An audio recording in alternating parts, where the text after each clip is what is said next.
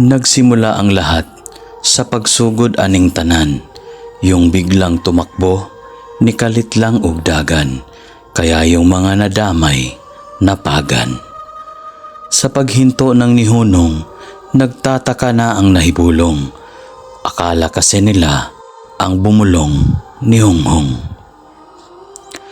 Kapag hindi mo alam ang wala kakahibalo, base na pildi ang iyong pagkatalo. Kaya yung hindi malinaw, walay klaro.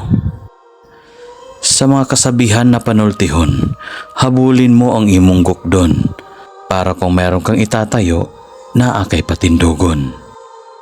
Huwag mo sanang hayaan nga imong mapasagdan na ang mga iniwan sila gipang biyaan. Dahil ito ang dahilan ng hinungdan nga ang usahay ay minsan. Kung gusto mong sumaya ang malipayon, patuloy ka lang sa imong padayon. Dahil kapag huminto ka, ikaw ay nihunong.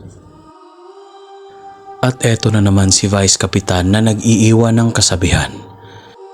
Kung may mga katanungan ka sa buhay na ang hirap sagutin, lagi mong tatandaan na ang lahat ng tanong na hindi mo alam, ang tanging sagot lang niyan ay ewan.